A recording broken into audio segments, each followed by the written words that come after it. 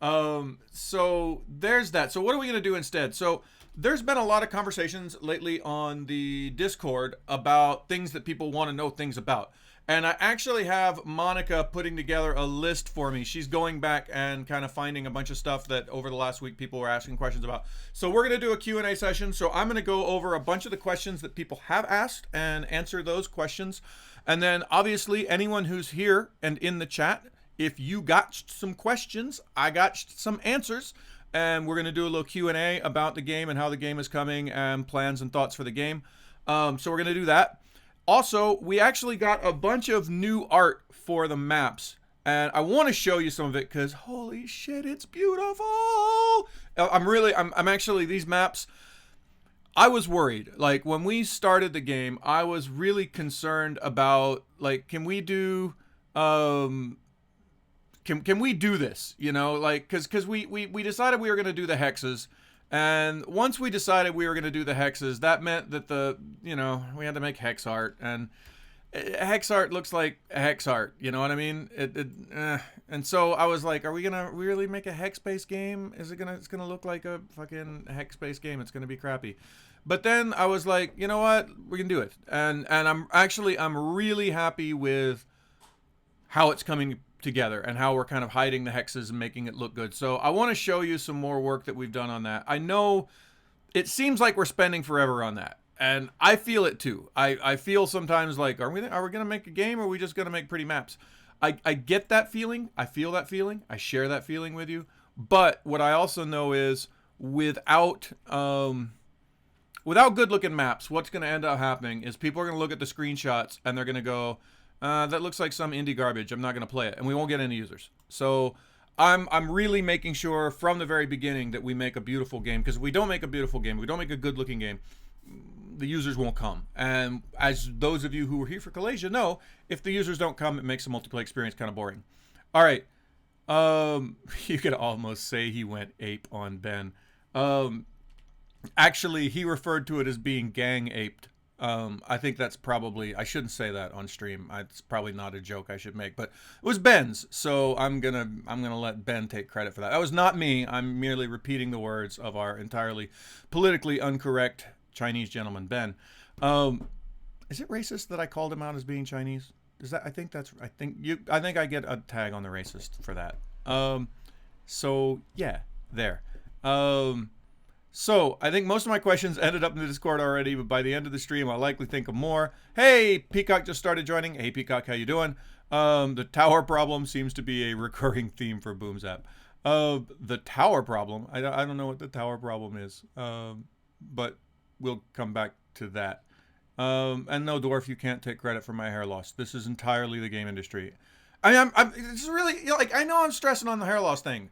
I know, but like, I really look at that. It's I look like this. Looks like, who has hair like this?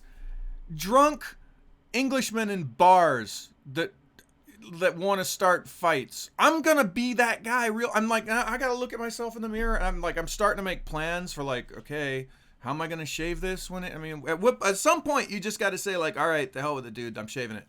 Like, I'm not there yet. Like, I can still get by with, kind of brushing it. Maybe I should grow it long and people, but then you end up with that. I don't know. It's, yeah, we do have the tower problem. All right, so let's go to your questions. I actually have some questions from Discord, and this will be the begin. Why did you highlight that, Monica? It's all pink and I can't read it now. Why would you do that? Stop. Thank you.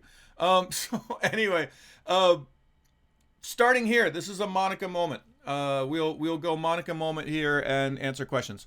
So Helios A Flame asks, thoughts about a topic that was talked about weeks ago that I just figured out how I feel about.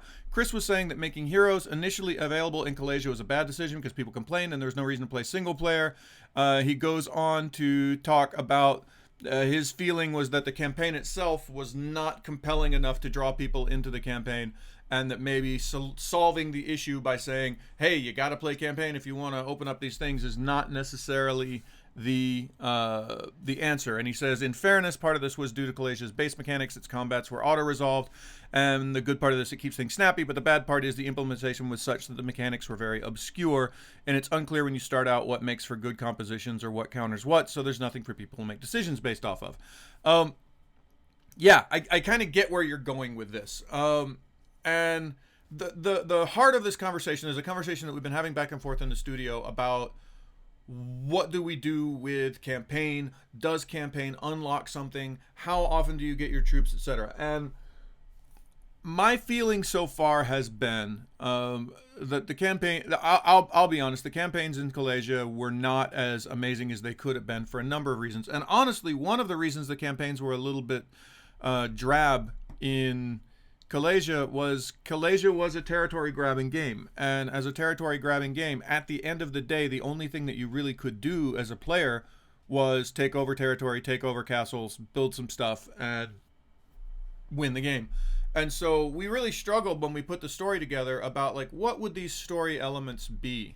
What, all right, in this story, you're going to take over the lands this way.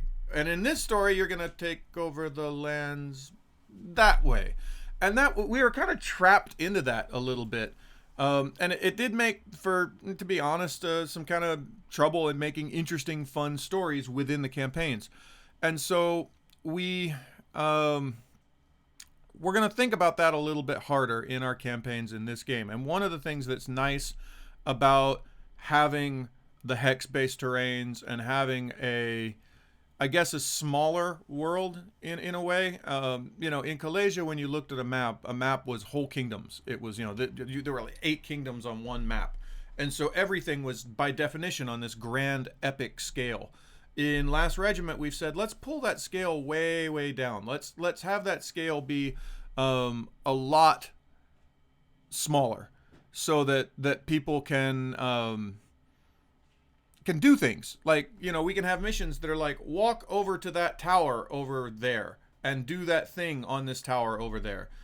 We didn't have that in Kalesia. So we can have things like, hey, make sure nobody takes over this farm, or hey, go take over 5 farms. There's all kinds of sort of small goals that we can do in a smaller world. We can tell a story that's more intimate and more about characters.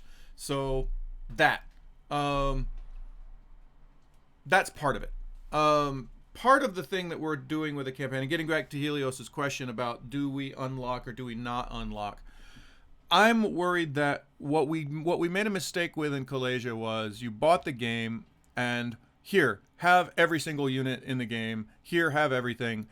There was kind of a, it felt very much to me like somebody who was allowed to unwrap all of his Christmas presents all at once. And I feel like in games, it's a little bit more interesting to have those things unwrap over time and to have somebody have to work to get some of these things. And I'm not sure exactly how that's going to play out yet. I'm not sure exactly what the mechanics of that are yet.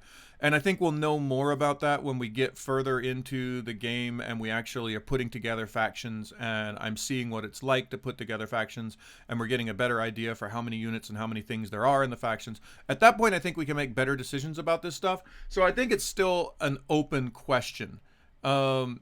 Now, that being said, one of the other big things that we're doing is we're spending a lot of time on actually building a world this time. In Kalesia, as everyone knows, the world was, hey, it's fantasy. It's got orcs and elves. Go, have fun. Like, we didn't think about it that much because I didn't think anyone cared. But we've been spending a lot of time over the last couple weeks talking about putting together a much more interesting world where discovering the characters from this world and discovering the things in this world is more meaningful and has some actual story to it.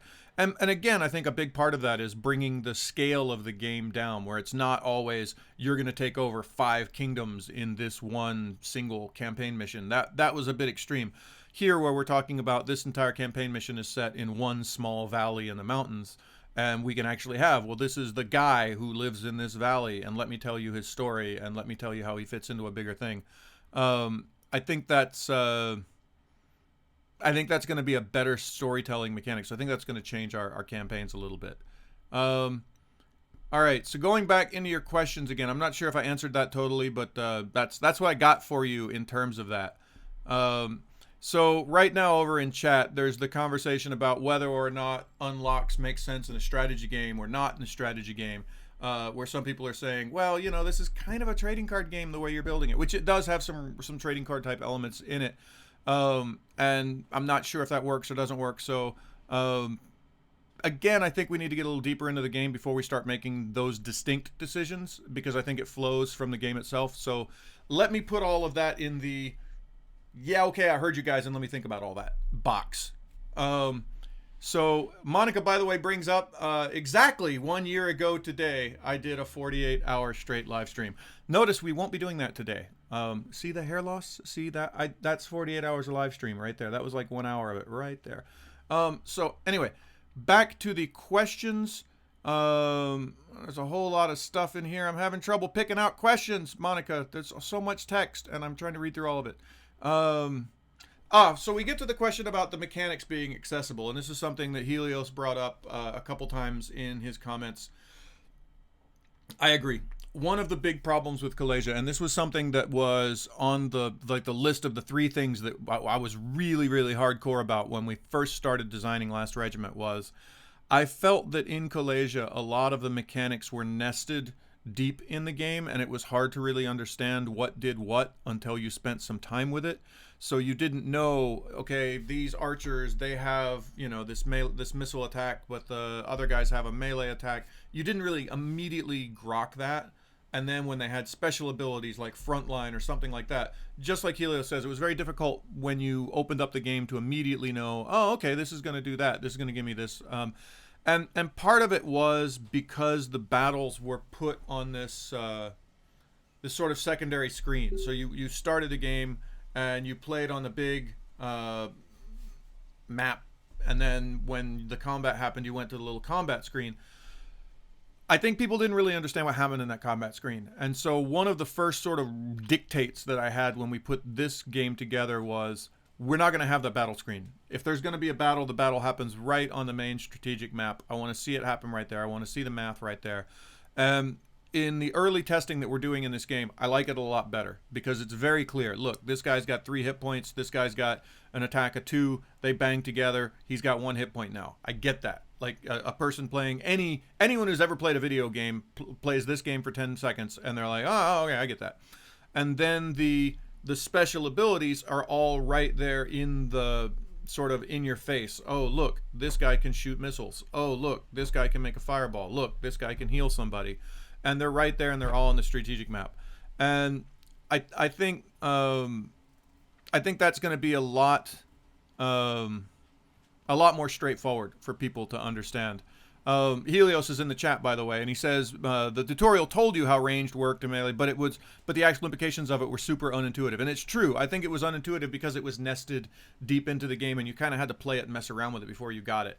And I think that was not great for the game, quite honestly. I think it was fun, it was interesting, but it's not something I'm going to repeat. So other questions that we had recently, reading through, all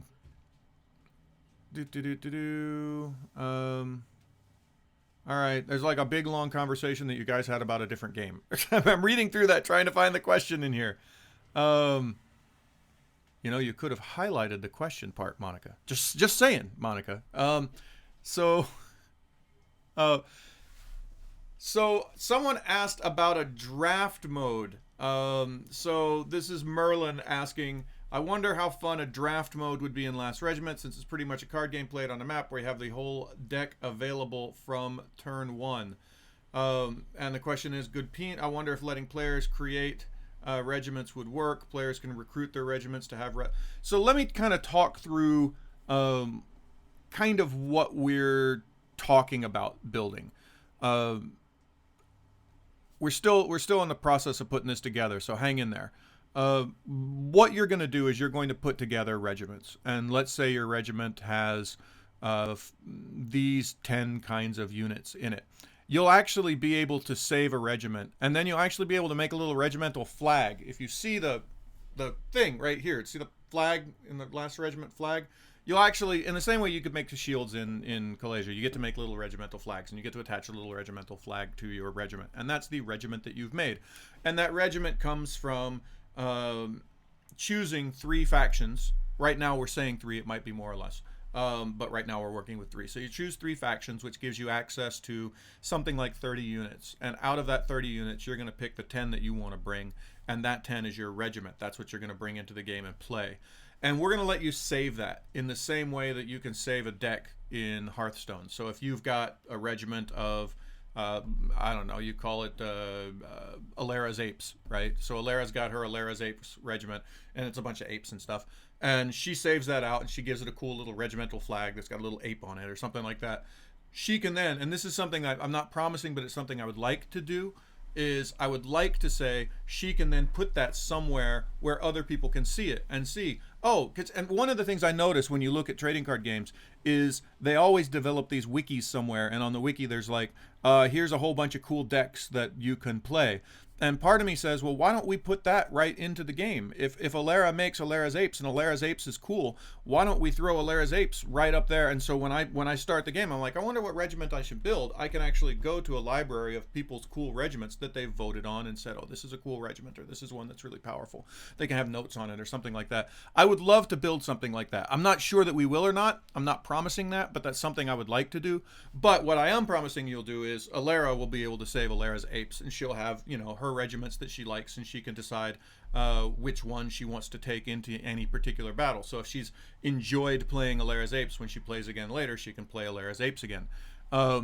So Merlin is, let's see here. I've got some comments. Merlin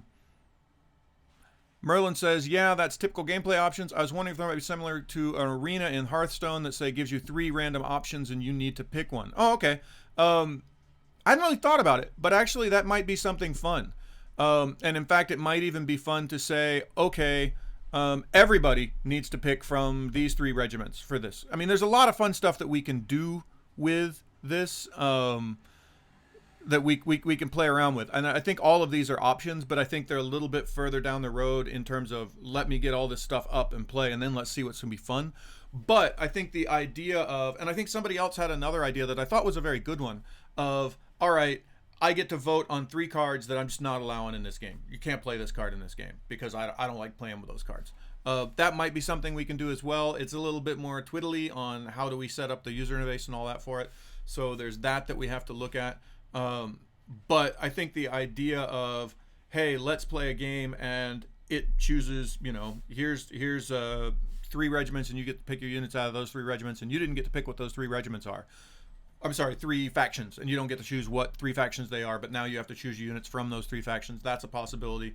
Another one could be like a Hearthstone arena mode where it says, all right, here's 3 units. Which one do you want? That one? All right, here's 3 more units. Which one do you want? That one? We could do something like that as well. These are all things that we could play with, but I think we want to get a little further down the game before I start promising those things. And this is one of the dangers, and we should talk about this for a minute. This is one of the dangers of doing a dev thing like I'm doing right now, is people are like, dude, I watched this like 2 months ago and you totally said we were going to have that and you didn't have that. And they get all butthurt about it. And you're like, yeah, we wanted to do that, but maybe we didn't have the time to do it. Or maybe we actually tried it and it wasn't fun. Or we actually had some other idea that was a better idea. Or we did something else and this thing doesn't work with that thing in the way that we wanted. So there's always that level of me being really nervous about what we promise at this point in the process, because I don't know, right? I got to get in and I got to play some more stuff. I'll give you a great example.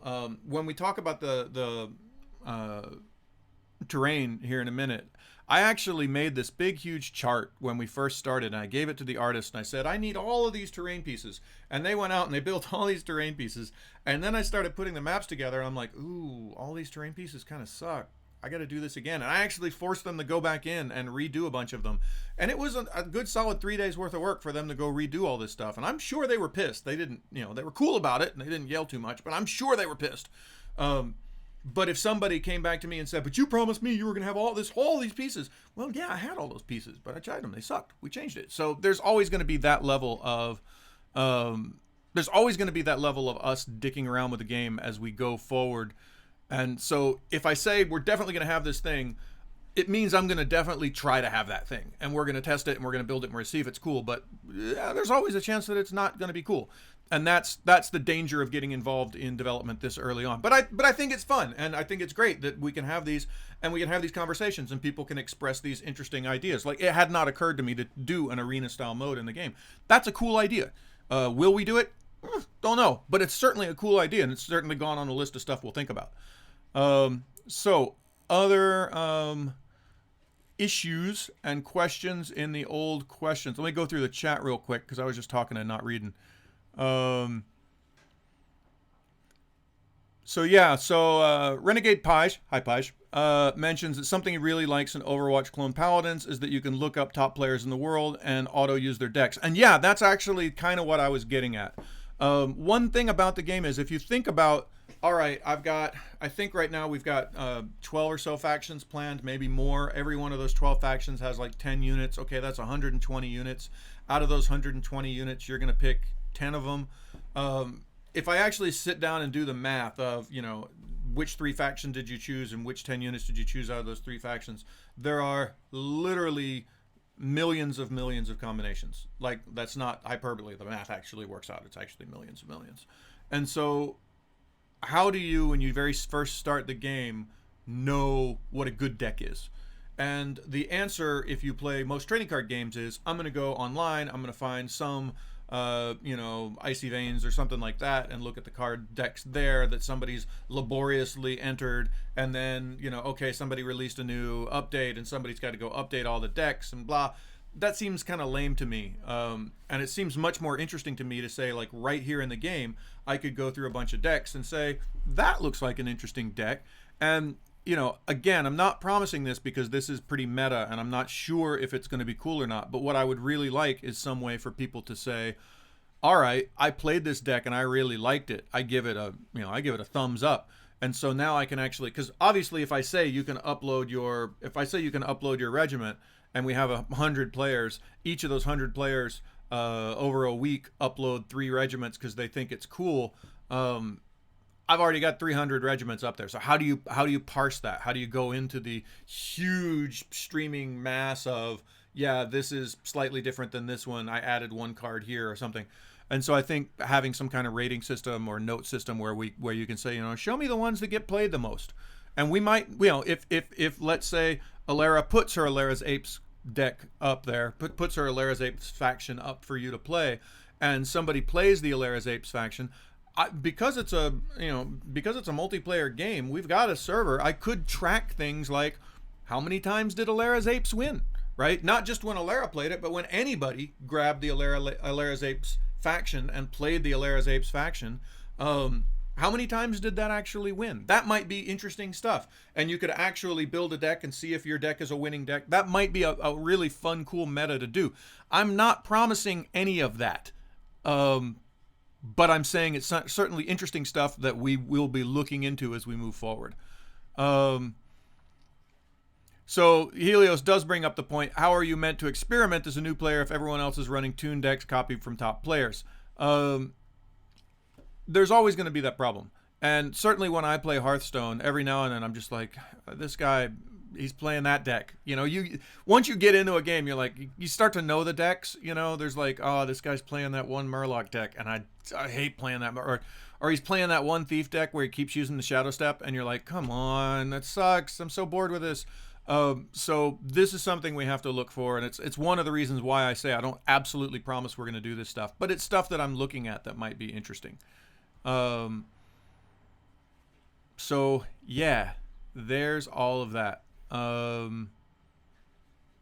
So looking back through the notes again, so it doesn't matter the game balance or not, it matters there's one deck on the front page voted at the top that says new player friendly in big letters.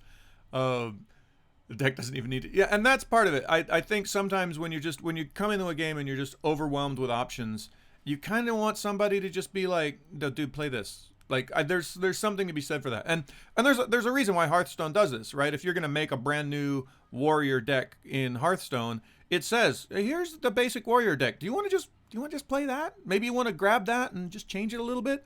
And that's perfect. That's perfectly reasonable. That's there for new players because it is overwhelming to jump into a game and have 500 options and okay, pick, and then you pick the wrong ones and you start playing and you just get your ass handed to you and you're like, oh, why did I screw this game, right? And so I'm trying to look for ways for noobs to have a chance. So there's all that. I'm reading everything out of context and changing the meaning. I'm sorry. I'm trying. Let's see. I'll go back and read the chat for a moment. Something I don't know. Even copying someone else's unit loadout's going to give it. All right.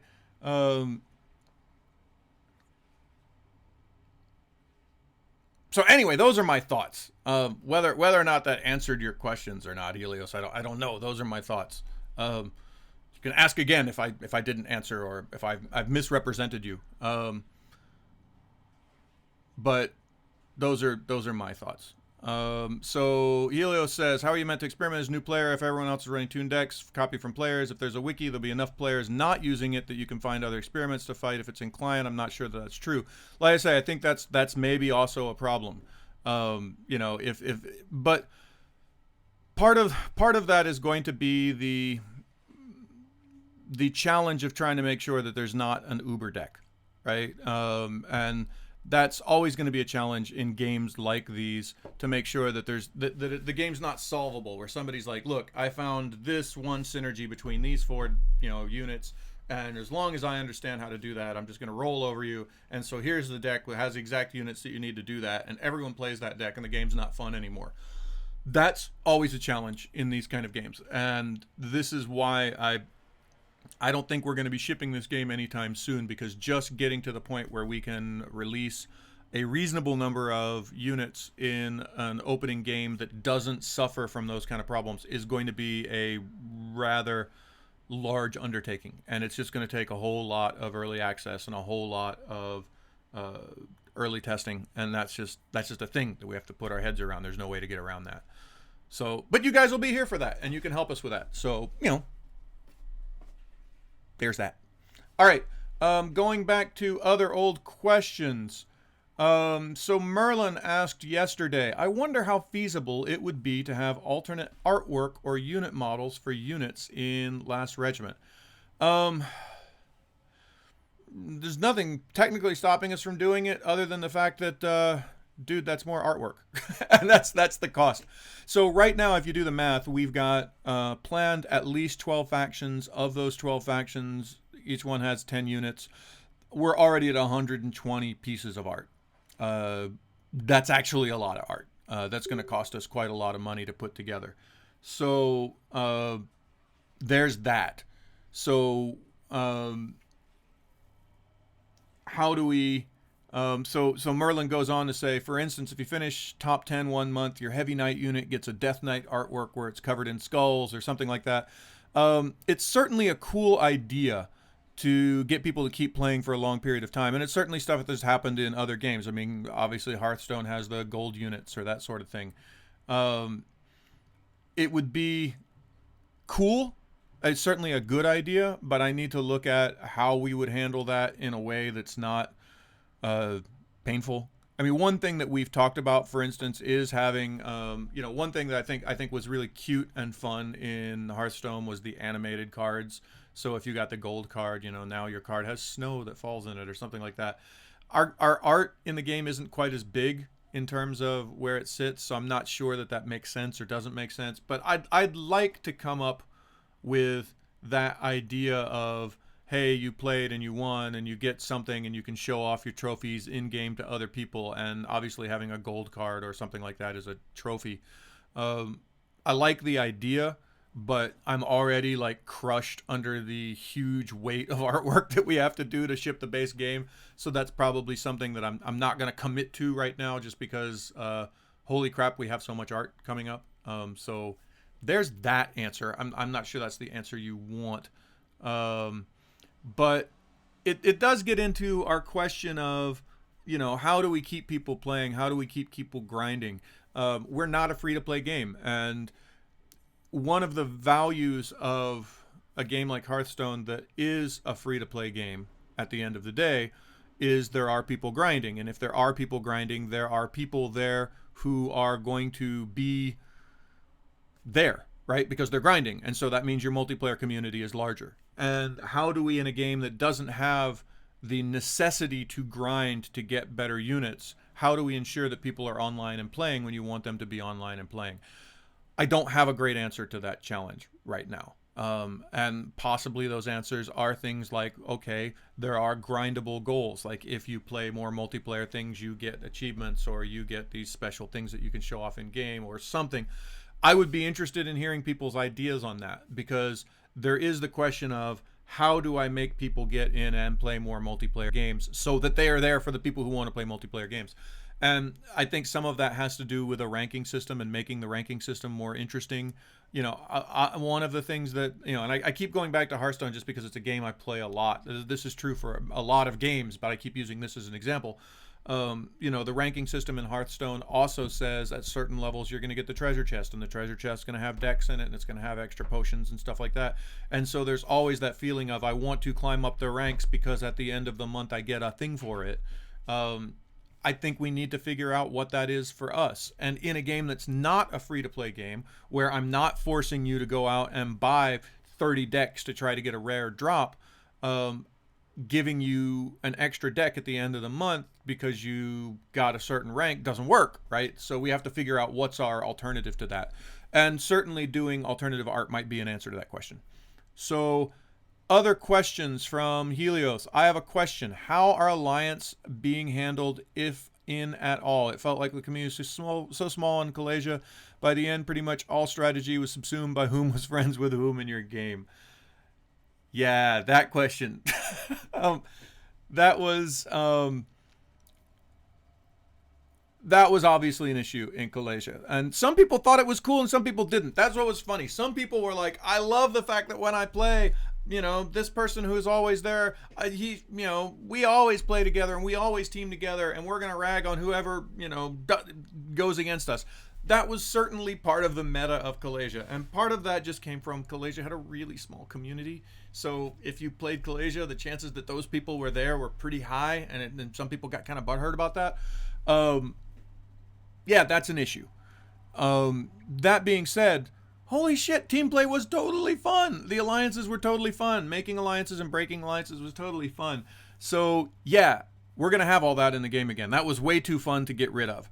The question is, how do we handle that issue? And the real answer is, have a game where the same 6 people aren't there every time you play. That's the heart of the answer of how do you solve that problem. And there's a lot of things we're going to do to try to get there, but I think the answers to those problems lie in how do we get more people playing multiplayer. And I'm curious if anyone has better ideas for that, but like Alera says, daily quests are maybe something that would be useful. Cosmetic rewards, like Merlin says, those are possibly true. So Helios says, counterintuitively, this was maybe even more true in ranked, which didn't allow allied victories because there was no natural way for people who didn't know each other so well to form alliances. Yeah, that was an unintended consequence of it, was that, okay, if you ended up in a ranked game and in that ranked game you realized, oh, I'm playing with this one person and I like this person, they can't actually form a real alliance, so nobody actually knows there's a real alliance, but like there's an alliance happening and you just don't know about it, and that kind of sucked. I don't know great answers to these questions right now. Having an alliance system as deep as we had it and having it be something that changed on the fly was something new in Kalasia, but I thought it was also one of the stronger, more interesting points of Kalasia, so I'd hate to get rid of that. I think it's a matter of tuning it. So Merlin says you could have locked alliances that formed in the lobby, where you can break alliances within the game that happen before the game begins, still allows friends to play together and doesn't allow backstabbing. That's actually something that we've talked about adding into Kalasia as a patch, is to say, all right, the alliances are locked or not locked. And that's something that we'll definitely have. And I think we'll look at more alliance options and what we can't do in alliances. Wait, Dwarf got skipped. I'm going to scroll up, and if it's not a good question, I'm not going to answer any more of your questions, Dwarf. All right. So Dwarf says, do you think randomly generated maps and shifting wind conditions could prevent a single dominating meta deck? So here's the thing: we can probably build a randomized map generator because we have a hex-based terrain. That's definitely a doable thing. Coming up with what the seeds for a random map generator are to make sure that the randomly generated maps are interesting and fun, because so much of the maps right now depend, where you're going to get your mana, where you're going to get your gold depends on buildings, and making sure that those buildings are in interesting and fun locations for multiplayer gameplay and blah blah blah. Making randomized maps on this is not going to be making the game spew a bunch of hexes out and give you a map. I can have that for you by tomorrow. Having it do that in a way that makes interesting and fun maps is going to take some time and testing and work. But it's certainly something that I think we'll play with. If we're going to go down the road of having players be able to build their own maps, and since we've already gone through all the trouble to have a hex-based map world that can be built very quickly, the idea that we would allow random map generation is a pretty natively intuitive idea. The question is, how do we put in the AI for random map generation to make sure that they make interesting and fun maps? And I'm not sure how that works yet. That's work, and we'll have to look at that work.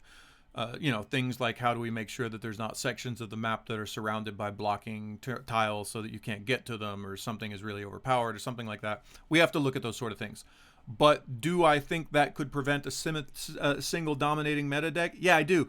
But I don't think you actually have to go that far. One of the things is this game has maps, and it's something that most trading card games don't have. And it's a whole new factor to the game that changes things. So if we say this is the dominating deck, maybe a map that's got a whole bunch of swamps on it, and there's some creatures that do really, really well in the swamps, maybe that means there's a much better deck to play in this map that's got a bunch of swamps in it. Maybe a map that has a lot of little tiny spaces that you have to get through makes this kind of unit stronger, because this is a frontline sort of unit that I can put in front, and I can keep buffing him from somebody behind, and nobody can get past him because he's standing in the middle of the pass. Maybe that's strong on this map. So I do think having maps means that making a single overpowering deck is going to be more difficult in this game. There is the other question, of course: is that going to be too much? Is the whole game going to be based on the maps? And the other question of, how do we make sure that players know what map they're playing and know what kind of deck is going to make sense in this kind of map before they get into it? And this is a whole other can of worms that we have to get into, of when we set up the multiplayer game. How do I know what map we're going to be playing in the multiplayer game if it's a non-random map, so that I can, because if I say I'm going to play this game and I'm going to choose Alera's Apes, and Alera's Apes are the best map, or the best deck in the world for a map full of jungles, and somebody picks the snow map, and I'm like, there's no jungles, and I got all these friggin' apes. So we need to make sure that people can see the map, kind of get an idea of what they're going to get into, and then say, you know what, I've got a regiment that's going to do really well on this snow map because it's full of these units that have all these special benefits in the snow. And then if we have random maps, we have to say, well, how much of the random seed does the player understand when they get that? So when we say, is it just a random map button, and I brought all these apes and it randomly made a whole snow world, and I'm like, dude, I got all these apes, fuck it, I'm not gonna play, click out, right? Or do they get to see some of the seeds of the randomization, so they know, oh, okay, we're going to randomize, and it's going to be a winter map, and I think, I got the units that work well in winter, and I bring the right regiment for that. So these are all questions that are coming down the line as we build things. These are all the sort of things you don't think that you have to think about, but we have to think about. So there, I scrolled up and I read Dwarf's question. I hope you're happy, Dwarf. Now I got to Chris, scroll up. It's a good one. I skipped it like 5 times. Yeah, not that one. All right, wait, is there a different question? I answered a question. Was that not the question? All right, here we go. Can you pick perks, penalties? If this is a regiment and not just some squad, doesn't it have ideals and goals? Something that can make one regiment different than another regardless of units selected. That is a good question. Wow, that's 2 good questions from Dwarf. Miracles happen. Anyway, we're talking about that. I don't know. One thing that we've actually been thinking about is the idea. I don't know if anyone out here has ever played. There's an old Steve Jackson game, and it was called Illuminati. and it was one of my favorite games of all time. It was like this card-based game, and it was one of the old the plastic pocket box games. It had these little cards, and each card was like a group. It was like, the Boy Scouts or the FBI or the, some sort of organization. And you created this like really complicated control structure where like this organization controls this organization, controls this organization. So it was like the FBI controls the Boy Scouts, which are secretly controlling NASA. It was pretty cool, actually. It's a great game. If anyone has never played Illuminati, by all means, go play Illuminati. It's awesome. Classic old Steve Jackson game. But one of the reason I bring it up is they had the idea in it that when you started the game, everyone was randomly dealt an Illuminati. So you were like the UFOs or the Discordian Society or the Bavarian Illuminati, and each one of those things came with some special perks. So if you were the Bavarian Illuminati, for instance, you made a lot more money. If you were the Discordian Society, you got benefits to which alignment characters you could control, that sort of thing. But the other thing that they came with was they came with a special victory condition. So there was like a generic victory condition for the whole game, and then there was a specialized victory condition for each one of the special cards. Now, I don't know if we'd copy all of that, but I certainly think there's some wisdom to be taken in that, to the idea that maybe if I choose the Red Keep faction, maybe the Red Keep faction gives me a, when you have such and whatnot, then you get such and such a whatnot. That kind of stuff actually sounds very interesting to me, but it's the sort of thing that I need to think about in more detail after we get the sort of basics of making sure combat is fun and making sure that the factions themselves are fun without that. It's a wonderful idea for an addition.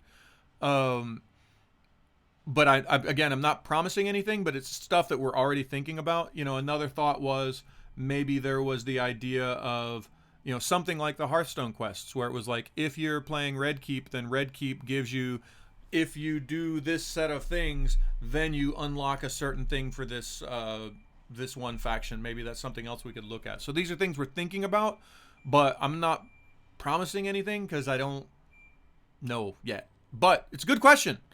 So let's scroll down again. There was a big diatribe. Let's see, was there anything since that diatribe? I'm so lost in my chat. Let's see. There was that question. Merlin says, honestly, as long as there's multiple interesting maps pre-made from a competitive point of view, that will probably ensure some diversity in unit selections in general anyway. Some maps will have more value for flying units, for instance. Yeah, that's kind of my hope. And this is something that most trading card games don't have. And I think, and this is something that we've realized as we've been building the game. This is, for instance, why it used to be that the regiment was formed of different units, and it was also formed of different powers. And those powers were global powers. And once we got in and started playtesting it, I realized very quickly, what's actually cool about our game is we have a map. And if I have a global power, the global power doesn't take into account the map. And that sucks, because moving stuff around is what's interesting in our game. And that's what's special about us and what makes us not a trading card game. And so the more stuff that we can do that kind of flows out from that map, I think makes us more original as a game. So those are the kind of things I'm focusing on as a designer.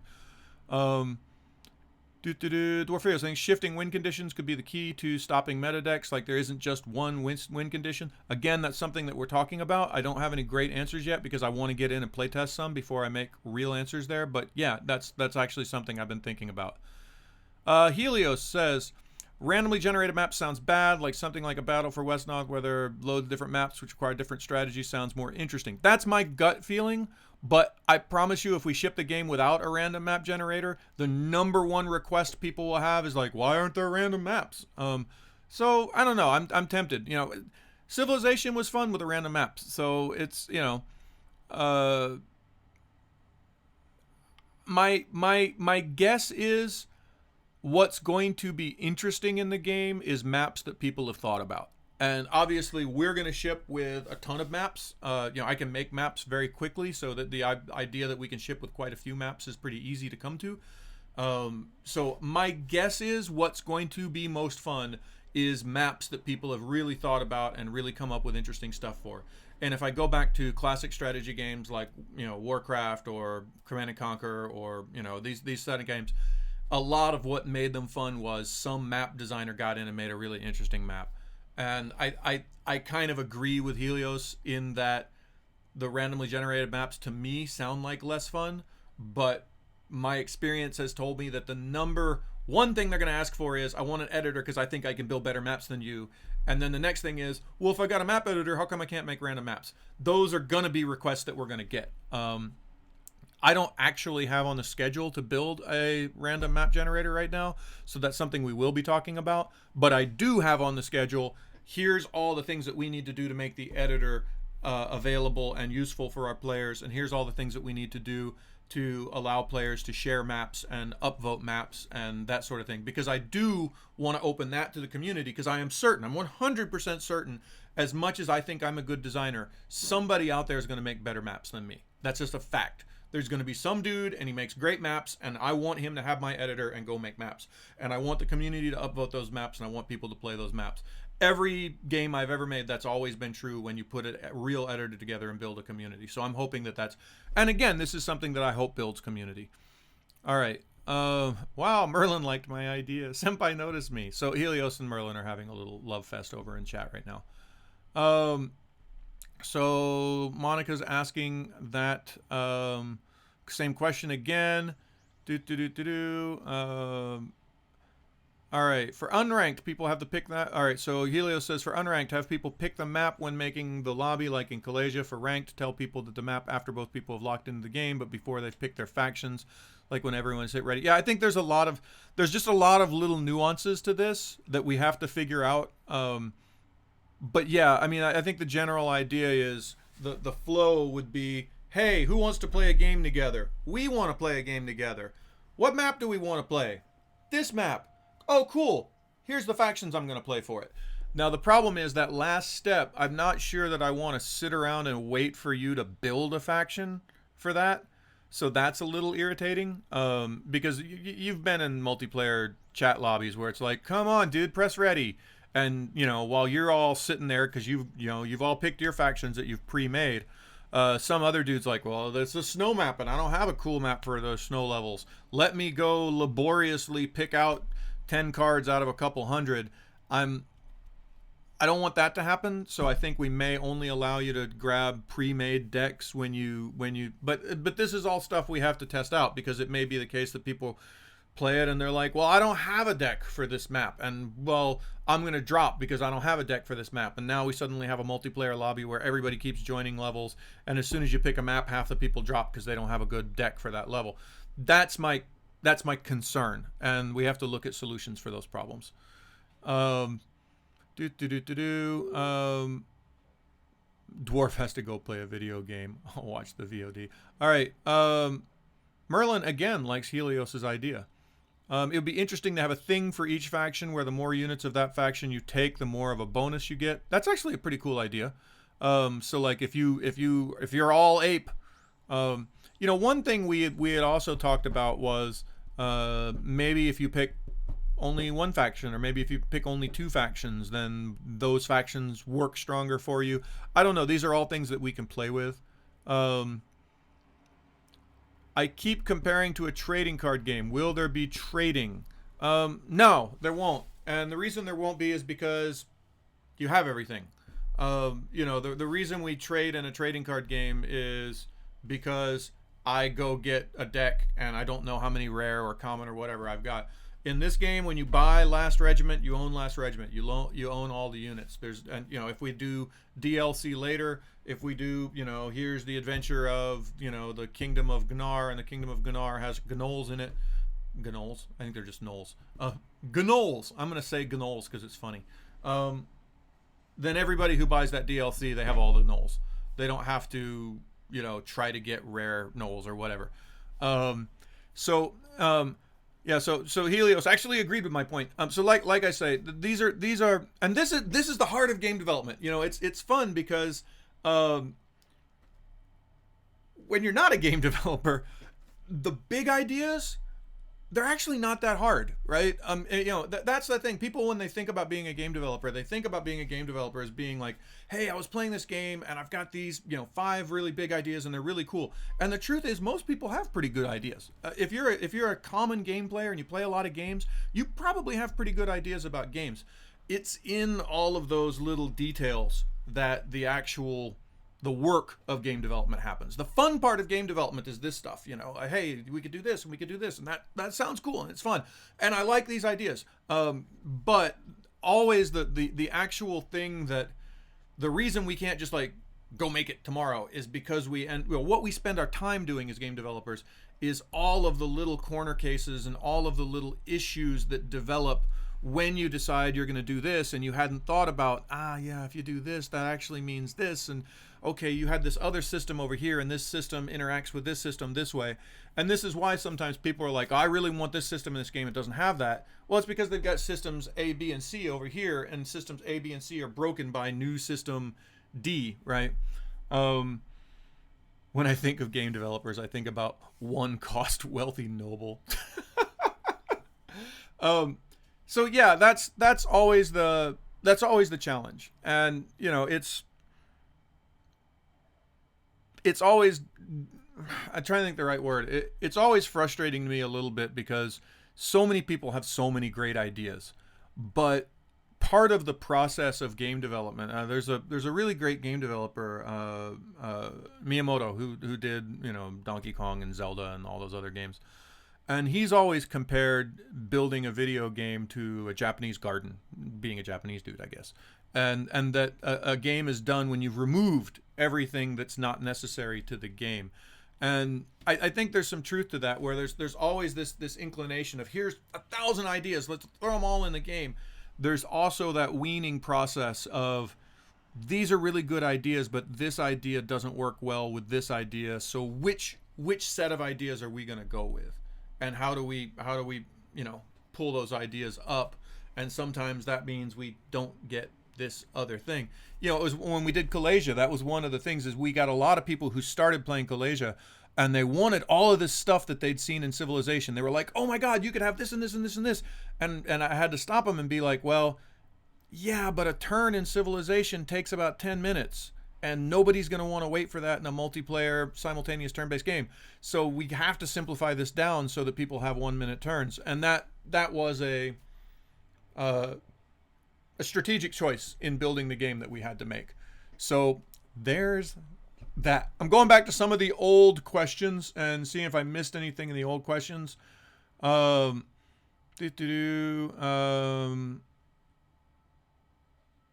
All right, so Lord Hoppy actually mentioned a turn in Civ takes 10 minutes. You play with hella fast guys. They take 10 minutes when I'm playing single-player games. When I play multiplayer games, it takes them days.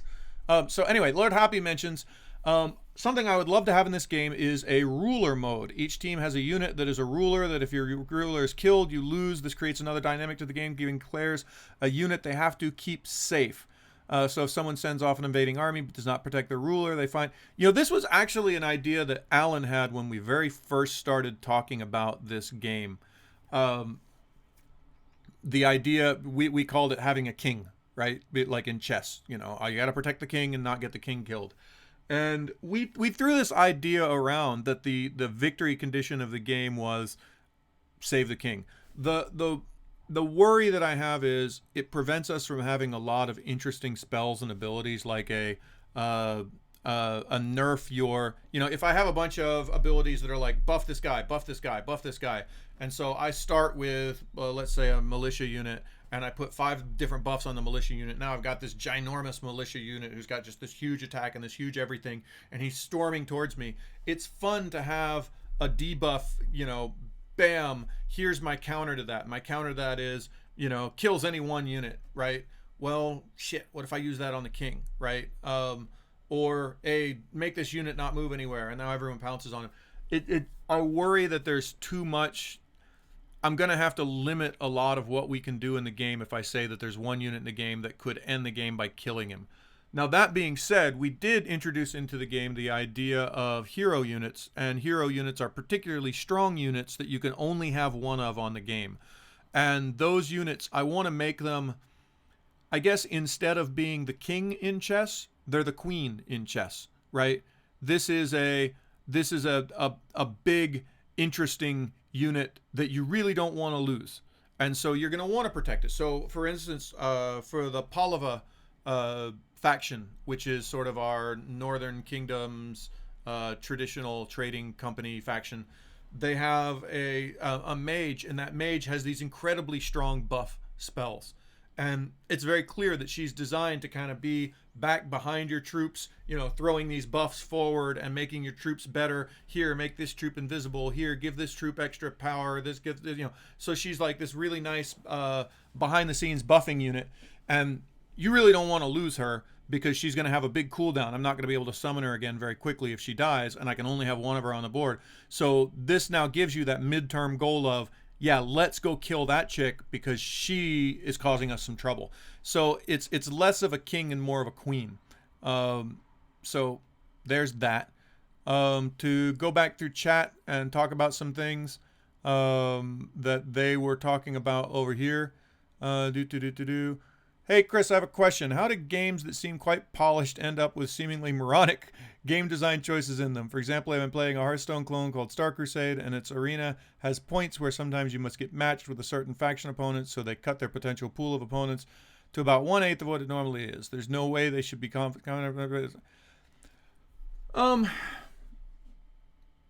So the core question is, why do game developers do stupid things? Now, having done a number of stupid things myself as a game developer, the answer is multifold. One, they may not be making the game that you think they're making, like, and you may be right. You may think like it should be this game, and you might be right. It really ought to be this game. But when they were originally thinking of it, that wasn't the game that they had in their minds, and that ends up making a lot of these decisions where players play it and they're like, I don't understand why the game developer is doing this. This is a stupid decision. Well, yeah, it's a stupid decision if you wanted the game to be the game that you wanted it to be, but if they wanted it to be a game they wanted to be, it's not a stupid decision. Sometimes they just don't play games enough. You'd be surprised how little game developers play games because we spend so much time making games. I would say pretty much everyone who's in this chat right now probably plays more video games per week than I do. This is just a fact. I don't have time to play video games because I make video games for a living, and it's a very time-consuming process. And so I have to actually, schedule time in my budget to go out and play competitors' games and to look at other people's games and to come up with the, I guess, common sense. Because you say in your next comment, I could literally told them that without even knowing anything about the game. For you, this was common sense. And part of the reason for you it's common sense is, common sense, you aren't born with common sense. Common sense is a thing that comes through experience. And you have common sense about a subject because you have a wide range of experience in that subject. And you would be surprised, a lot of game developers just don't have the experience in the game that they're making that you do. That's an actual thing. It's a surprising, unintuitive thing, but it's a real thing. And then sometimes they just fuck up. I mean, it's as simple as that. Sometimes you get shiny objected where you start thinking about this one thing that you want your game to do, and you say, okay, I want to do this and this and that, and that creates these sort of spin-off, okay, if I do this and that, then that means I need to do this, and that creates this problem with this system here, so I need to do this as a solution. And you work yourself down into this rabbit hole of decisions where if you look at the final decision just all by itself objectively, you're like, that's not a good idea. But if you trace the logic back of how you got to that decision because there was some other dream that you had that you were trying to fulfill, it seems like a reasonable decision. And this is actually why I do early access. This is why I do these dev streams, because it's actually good practice for me once a week to sit in front of you guys and say, this is what we're going to do. This is why I'm doing this. And you guys don't know the back catalog of all the technical decisions and this is how our technology works and all of that. You don't care. You don't know that stuff. What you know is Chris says he's going to put this in the game and you don't want that in the game, and you say I don't want that. And here's why I don't want it, and here's why it sucks. And for me, that's great, useful information. It's an objective opinion. And this is why when I look at Kalesia, I wish we had started early access sooner. I wish we had done this process that I'm doing right now with Kalesia, where I got in this early in the game and explained to people what we were going to do. I would have made better decisions. So this is my solution to that problem. So I don't know if that answers your question, but that's my long-winded answer to the why do developers do stupid things question. And And actually, Monica, that whole bit right in front of us, like the last 4 minutes, that would make a great Monica moment for like the dev blog. That's like Reddit should hear that. That's a universal non-game specific answer to a question. Getting on to other questions. You guys went and talked about some other games. So, wow, we're at an hour and 11 minutes, and I've done nothing but make you stare at this screen and talk at you, and there's still 13 people here. God bless your hearts. This has got to be the least entertaining entertainment on Twitch right now. Somewhere there's funny people, attractive people, and charming people playing video games and making jokes, and you guys are here listening to me talk about game design. So God bless every one of you. Let's see. Do I have any more questions from the old question bank? If not, I'm probably going to show you some cool new art. Here, let me do that. I think I'm done with questions for today. I put that away. Let me put this away. I gotta clear everything off my screen. Make sure there's nothing embarrassing on my screen. Wait, I gotta make a thing here. I have to make a folder called "Don't Look at This." And then I have to take everything that's on my screen and stick it in the "Don't Look at This," because God knows what's on my background. So here, all of my stuff goes in the "Don't Look at This" pile. There. Don't look at this. So now I can turn on my background. There. That's my desktop with the "Don't Look at This" folder. We aren't here for entertainment. We're here because we want to play an awesome game, and we're trying to help you get it there. Well, thank you, Merlin. That's awesome. All the chats are over on the other window, Monica. She worries. See, look, this is the screen. I've even changed my desktop to be black. See, look at my big black screen. What was I gonna do? I was gonna show you the game. Here is that. All right, and let's crack open Hex for a minute. Hello, Hex. Here, minimize that. That's ugly. All right, here's our game. I wanted to show you some fun stuff. So you remember we made the level Abilene. The level Abilene ended up being pretty ugly, so we're gonna make a new map today. The level Abilene ended up being ugly because we rebuilt all the textures. And it's a long story why we built them. I'll show you why we rebuilt the textures because they're way prettier now. Yeah, actually, Alara's in our concept art.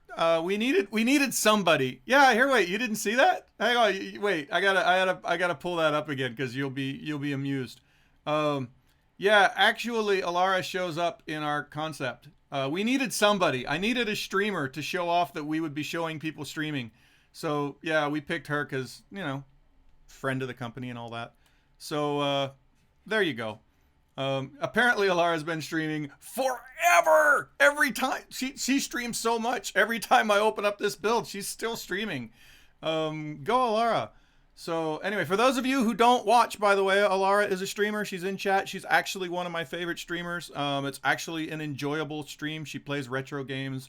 Go play that. Or not play it, watch it. Go watch Alara. She's cool. And apparently every time I open up this game, she's there streaming. But I'm going to open up the editor real quick, and I'm going to build a new level. I'm going to make a relatively big map today. I'm not actually making a real map today. I'm just showing you how we build art is what I want to do. I'm going to build a ginormous map so I have a huge palette to play on. Here, this is a bigger map than I think we will ever play. Holy shit, that's a big-ass map. All right, but we'll start right here in the center of it. So what I've been putting in lately, these are blocking features. And blocking features, B, I don't know why I suddenly used B. Blocking features B. It's my redneck accent coming out. So anyway, these are things that you can't go through, right? So part of what makes a map interesting, let's say I put a map together and let's see, there's a big ass desert. Hey, look, big, huge desert. Woo! So here's my big, huge desert. Notice we have some pretty new desert objects, so our deserts look a little prettier now. Look at that beautiful desert. Isn't it pretty? So anyway, I've got this big ass desert And I wanna like make this desert have some topographical features that you can't just walk through. So maybe I want to have a big ass mountain range and another big ass mountain range and another big ass mountain range. And so now this is the heart of strategy. I can't go through that. So now I have this way or that way. I'm building lanes essentially, right? Um, for the you need to go on a boring tangent so I can go get a drink. Dude, this whole thing is a boring tangent. Um, so anyway, when we started building these blocking things, originally all of our blockers looked like this. They all looked like one hex. Let me get a dark spire hex. Here we'll start with actually these beautiful little uh, alpine mountains, right? And if you put a whole bunch of these alpine mountain blockers out, it looked kind of like that, and it looked pretty boring. And I said, you know what? If everything is the same size, it looks pretty boring. So what we did is we actually put together a number of other sizes. So here's a slightly bigger one. And if you take a couple slightly bigger ones and just mix them into the smaller ones, you can see it already starts to look interesting and kind of breaks up the hex effect a little bit. But then if we start bringing in some even bigger ones, maybe a big old mountain like that and a big old mountain like that, a couple of these big fellas, right? So now it really starts breaking it up. Now if I bring in like one of these big old fellas and stick that right there, put another one of those right there, suddenly these mountains look pretty organic. And then if I go in and say, well, actually what I want to do is have, some hills around these mountains. And so let's build real quick, let's just build a big pile of hills, right? Hills. By the way, notice the fancy, pretty new hill object that we put in. I think our hills look better now. And then I start putting a couple of these big ass mountain objects in the hills. Doo doo doo. Doo doo doo. Doo doo doo. And then I start taking some of those hills and I don't know, let's make a little forest here in this pass. Let's put some kind of plain type areas out around the hills. And pretty damn quick, you have the beginnings of a pretty interesting looking map. But what's nice about the sort of different sizes of things is it allows us to very quickly, if you didn't see the hexes around the edges, let me cover these edges real quick. We've kind of very quickly hidden the whole concept that we have hexes. Like the hexes go away pretty quick. But they're still there, but it doesn't look as, I don't know, ugly and hexy as it did before. Here, let's put some more forest in, put a little forest down here. So very quickly you can get to a place where you've got a map that looks not so hexy because I've broken up the constant flood of constant hex shapes with slightly bigger, more interesting blockers. So we put in a bunch of this over the last week. The artists have been working hard. We've got a couple different sets. We have our Alpine set. We also have, here's designed to go in the deserts and wastelands, a sort of, I think this is called the Badlands set. So maybe around these Badlands, I might put some of these wastes is probably an interesting thing to put here. So, ooh, look, wastes. Maybe in the middle of these wastes, I might put a oasis. There's my little oasis right there. Maybe next to the oasis, I might put just a little bit of forest right there, like maybe a little greenery. Like it's not all bad. Like it's not all waste. See, we got a little oasis there in the waste. Like, so you can build stuff like that pretty quick. We've also got what others? We have these big black spires. These are in case you don't like gray. We have black. There's some kind of black spiky mountains. Will there be a wonder wall? There will be no wonder walls. What else did we put in? This is some of my favorite. I think these look pretty cool. I used to live in Utah, and I used to go down to like Moab and Canyonlands and all of those wonderful national parks down there. So I sent some pictures of those to the artist, and I was like, I want to be in Zion. And so we made some, look, it looks like Zion. I think this looks really pretty. I need to get some new terrain that goes with it a little bit better. Chris, I had a question before about how useful player wish lists of abilities to have on units in the game might be for you. I don't know if you already pretty firm idea what sort of abilities you want to have in game. I have a whole lot of ideas, and we've got a whole lot of stuff put together. If anybody wants to suggest ideas for units, I'm always open. I make the pronunciation that I don't feel myself beholden to do anything that anyone suggests, because I might have other plans. But no, if anybody wants to suggest ideas, I am always open to hearing new ideas. I'm always open to the idea that maybe there's something cool that we haven't thought of. I think probably what's going to happen is as we get further along in the process and people are getting early versions of the game to play and you're actually seeing kind of what the game looks like.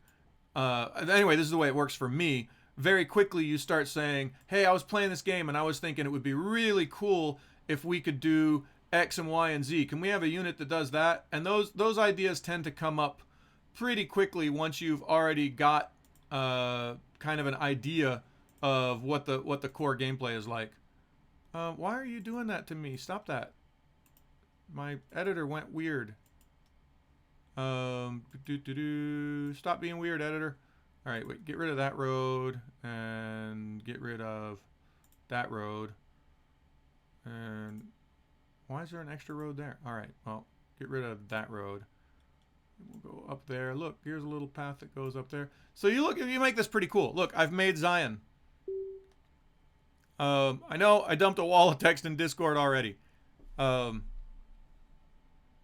So yeah, I you know, for those of you who don't hang out in our Discord, and I think everybody in this chat hangs out in our Discord, I check that daily. I actually check it multiple times daily. So the quickest way, if you've got ideas, you're always welcome to drop ideas over there. I love having discussions.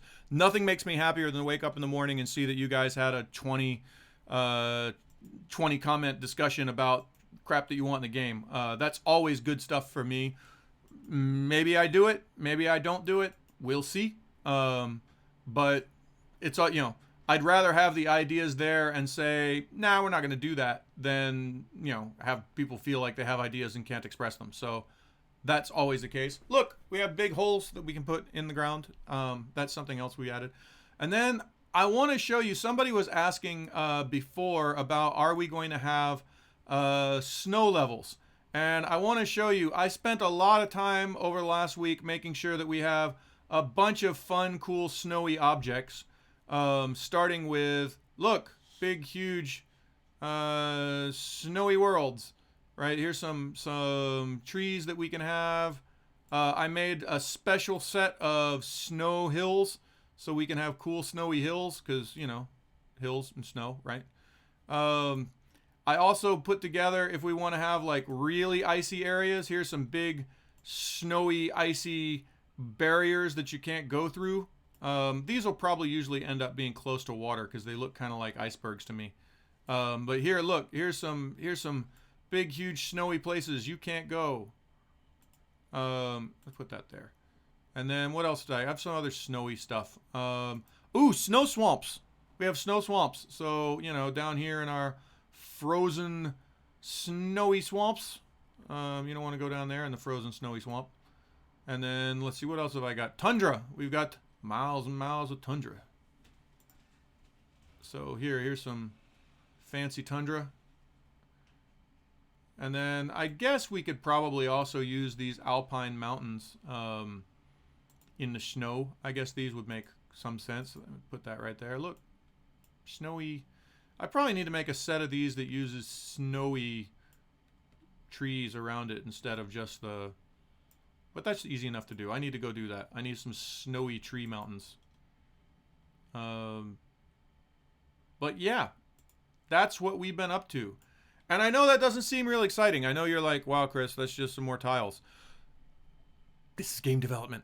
This is what it's actually like. This is the real world of game development. So yeah, there's that. So that's what I've got for a live stream today. I'm gonna play some Clasia. I want to play Clasia, and that's what I'm gonna do.